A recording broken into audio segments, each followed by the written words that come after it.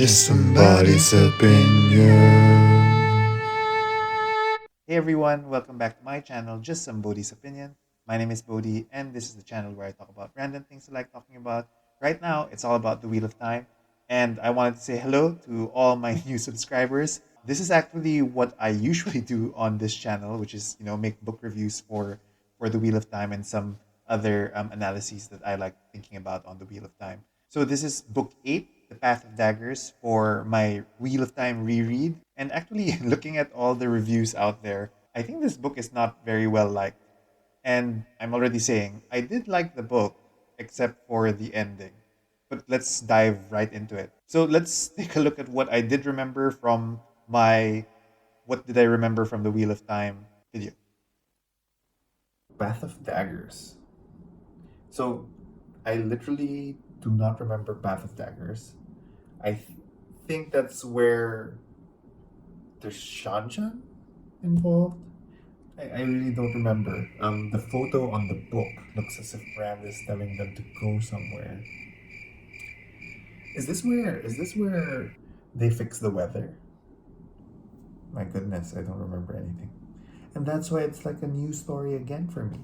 So as usual, I didn't remember anything except maybe that Rand was fighting someone. And as usual, before anything else, spoiler alert, I'm gonna talk all things Path of Daggers. And apologies in advance because I'm going to be butchering all the pronunciations. I've said this before, I'm saying it again. I'm gonna butcher all these pronunciations. So let's talk about my likes. I actually quite liked the prologue of Path of Daggers, and one of the things within the prologue was Verin and her work with the Aes Sedai prisoners. So these were the prisoners from the Elida faction who were turned over to the Wise Ones. And Varen, being one of the Aes Sedai who had sworn willingly to Rand at the end of Lord of Chaos, was given a certain amount of leeway going around. And I remember when I read the book for the first time, actually, I don't know, I think most of the time I read the book, I didn't know what was happening. And I actually wrote in my notes, what is Varian doing with these prisoners? One of the great things about Robert Jordan is how he seeds things so that they can take fruit in later books. And what Varian's doing here takes fruit at the end of the book. Because what we see is that Varian is doing this mild compulsion with the Aes Sedai prisoners, and we don't know why. Right? We at this point in time we're unaware of what Verin is. Purple Aja. Anyway, and she is working on these prisoners, and in her head she's saying, "This isn't normal compulsion where you can make an entire slave of someone. This is actually a bit more nuanced because it only works if the victim rationalizes the command. And this takes fruit at the end of the book when all of the prisoners swear to Rand, and all of them have their own reasons for swearing to Rand. So I really like this portion in the prologue, which takes fruit at the end of the book. And I think I missed it all this time, but I really liked that. Another thing I liked in the prologue was actually the game of Shara that Moradin was playing with himself, and which gave a lot of insight as to what he was trying to do. Because he was talking about the Kingfisher figure, who's, an allegory to Rand. And in his inner monologue, he was thinking that a novice, I guess, would try to capture, kill the Kingfisher, but a master tactician would turn the Kingfisher. So that brought, a lot of clarity, I guess, as to what Moradin was thinking about doing to Rand and why he didn't want anyone to hurt Rand, because in the end he wanted to turn Rand.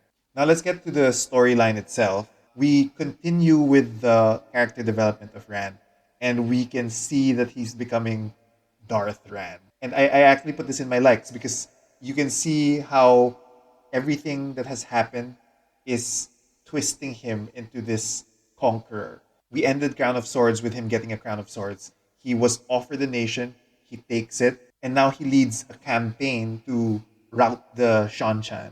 And the important thing that you'll see here is that he doesn't have everyone who keeps him stable. So meaning he left Min, he didn't have Katswani and everyone else. He didn't have his Aiel.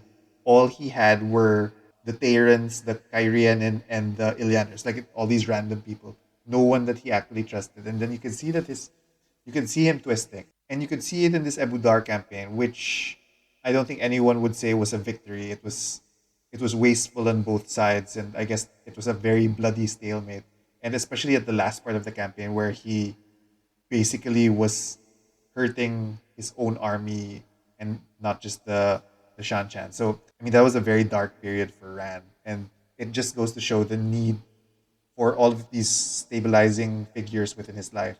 And I guess I went straight into Rand's character development, but before that, the first five chapters, I guess, of Path of Daggers were basically Elaine, Nynaeve, Avienda, and the kin and the sea folk and everyone leaving the palace in Ebudar to go to the farm of the kin. And finally, after three books, they use the Bowl of the Winds. I mean, seriously, why couldn't we have had the Bowl of the Winds used at the end of the last book? But anyway, that's another rant for that.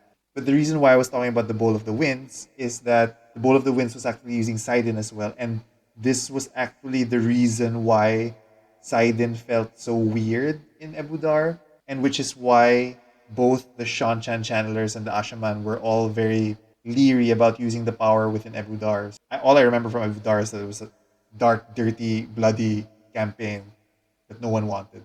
So another thing I liked was Elias is back. And suddenly there's this other golden-eyed person who the Aiel respected and yielded to because it's Elias. And I wholeheartedly disagree with taking Elias out of the Wheel of Time TV series. Just saying it out there. And I love that Elias gives advice to Perrin about how to treat a Saldean wife, which is so relieving because, my God, Perrin. I've also said this before, but I've been very annoyed with the whole Perrin, Berlane, Fail situation. And I'm actually more annoyed with Perrin right now because reading through this, you see that Perrin is is reacting to all these things that he's smelling from Fail. It's not as if Fail said that she was jealous. I mean, that's just how invasive. It's almost telepathic, right? It's like he does something and then he smells that she's jealous and then he's reacting to that and he goes, "I'm sorry."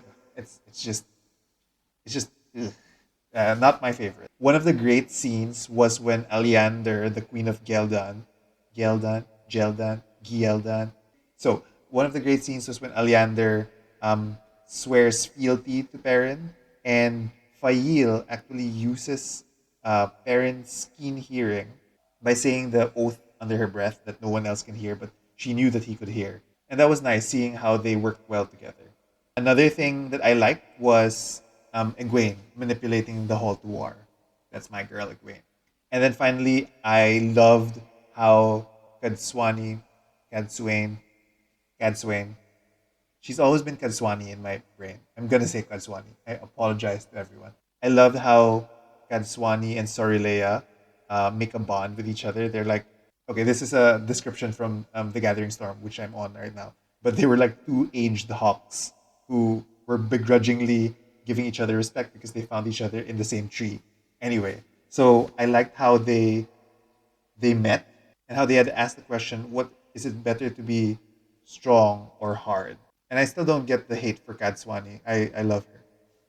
And I liked how Kadswani and Sorilea maneuvered around Rand to make Rand chase after Kadswani, but because Sorilea had told Kadswani, if I want him to do something, I would ignore him. And I wrote in my notes, ignore Rand, tell him they don't care about him. And Sorilea had mentioned to him, oh, you seem afraid of Kadswani ignoring her like that, which of course made him go to Kadswani and ask for her advice. I really like that. Okay, on to the dislikes. Number one, no Matt because a building fell on him. Number two was all these lords and ladies around Rand. When it was only Terran lords, I could keep track. I knew Weramon and Sunamon and all these random Terran lords. And then you got the Kyrianin. And then now you had the Ilianers as well. And they were all just like um, moving around Rand. So I was like, I was beginning to lose track. And actually, this is a frequent complaint, I guess, for this part of the series because we are introduced to so many people with similar sounding names. And then it's just like, who are these people? And then another dislike I had was the fact that this is the beginning of Elaine's Camelin campaign. I liked her. I had liked her in the previous book, but I'm gonna dislike her. Like I'm just saying, I'm gonna dislike her. all the way through after.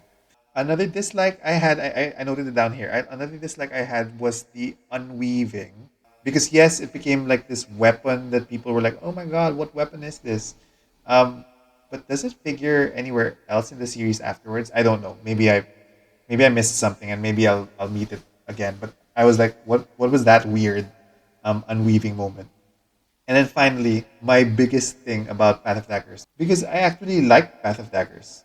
Looking at my notes, I clearly liked most of it, and the other parts were just nitpicking. But the thing I didn't like about Path of Daggers was the fact that there was no climax. So the past 7 books, there's always been one Forsaken who was killed off, or two. Um, but this was the beginning of no Forsaken being killed off and no like particular victory of the light. And another thing is because I'm reading the complete Wheel of Time ebook. And what that means is that I have no sense of when a book is going to end. Previous to this book, the books would end around 40 to 50 chapters in. And so because you don't have like a gauge of like when the book is about to end, right? Like in a normal book or like an ebook or a normal paperback book, you can see that you're like, nearing the end. And here, Path of Daggers ends in 31 chapters. So when it finally got to the end where the Ashaman turned traitor and attacked Rand and Kyrian, I was like, oh wait, it's done. What? What? Where? Like, it was so abrupt that it ended already, and I was like, oh wait, what? What happened? Maybe talking about like other things that I'm still scratching my head on. I'm still scratching my head on this sitter age mystery that was brought up. I hope I get to the conclusion of that soon because they keep mentioning it. Another thing I actually liked about Path of Daggers that some people don't like was all the tower politics. I actually liked seeing all of those Aja politics in the tower and like what was happening. What I didn't like were the names, and I feel like I should make a video about those names soon. So let me just look at my my notes over here if there's anything else I missed. Oh, along with the Darth Rand thing, you really feel sorry for Rand because number one, he's insane. I mean, sorry. Number one, he's getting more and more unstable. Number two, he's getting this sickness in the power and in holding the power. So yeah, that's what I liked and disliked about Path of Daggers. It was actually pretty okay. I felt it was okay. It's just that it lacked the climax and it ended so abruptly. But besides that, I enjoyed going through it. I know that a lot of people don't like it, and a lot of people, label it slog very clearly for them. Uh, Let me link you to what Vance has got to say, the Bard of the Red Hand about the slog. So to me, it wasn't sloggy. It was just not in a story structure that resonated with me, I guess. I'm trying to think whether I liked it better than Fires of Heaven, but maybe not.